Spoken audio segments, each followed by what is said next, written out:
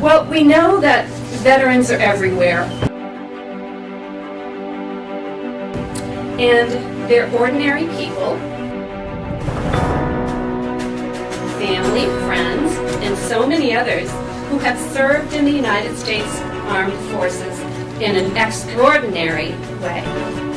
Ordinary people who have done extraordinary things for their country. I call them heroes.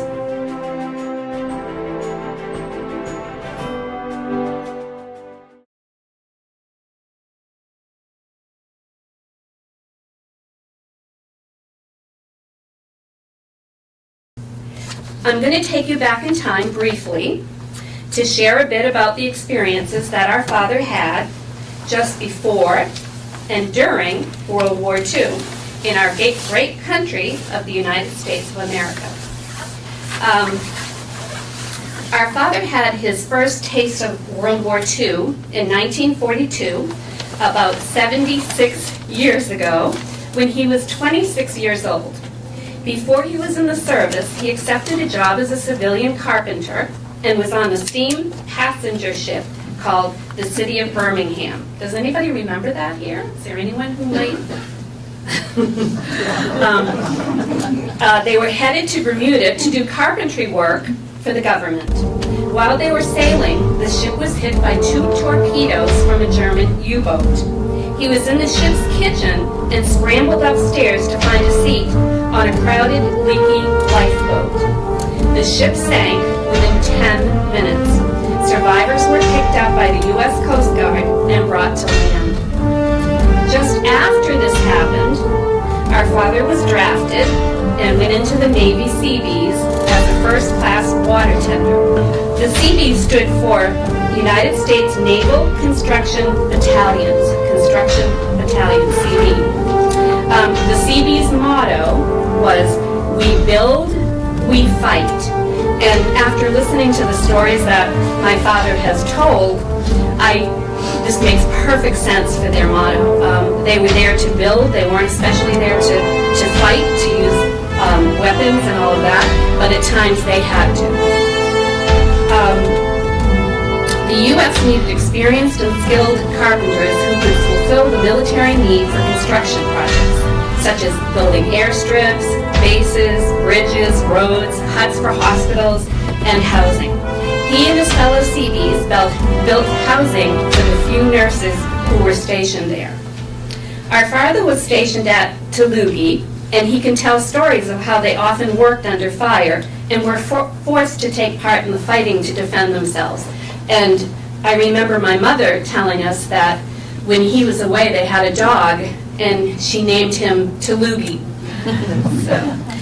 On the freighter going to the Pacific, there were many dangers for the service people. Hardships were many. They had to be on the lookout and prepared to survive if they were attacked by German or Japanese warships. Also, the storms at sea were brutal. They had to take shelter to keep themselves safe. There were no bathrooms on the freighter. I do this for school children, and they crack up when they hear this part. There were no bathrooms on the freighter, just 2 trenches to use, one on each side of the ship. The troops got 2 meals a day, breakfast, and then a sandwich and a piece of fruit later in the day. One of the biggest hardships for our father was that he had to leave my mother, his wife, to go to war. She was pregnant at the time with their first child, Tam. Our father didn't get to see my sister Tam until she was 3 years old, and when he did come home from the war.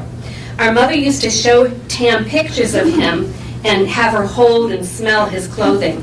I remember her talking about that as well.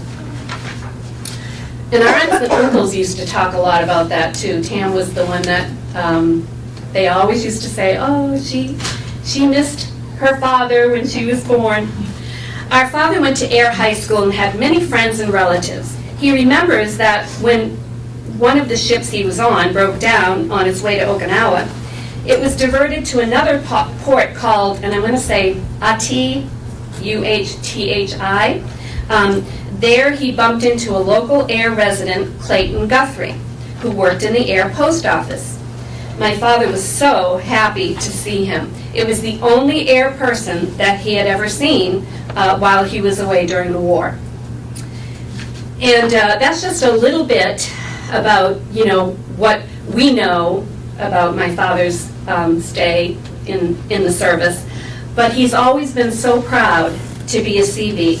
And when we were little, he used to take us to all of the boats. Any big ship or boat that would dock in Boston, we'd be off. And he'd be showing us all the different parts of the upstairs, and he'd take us downstairs. And so I know that he has really had, really thankful for all that that has happened to him in his lifetime. And for a 102-year-old man to be still here and have his faculties and enjoy life is just such a blessing for all of us. So I want to thank our father, our fellow veterans, and all the men and women who serve in the armed forces today, who have made the commitment to protect and defend our country and freedom. They are our heroes. And our family would also like to thank you for the opportunity to honor our father today as well. And God bless America.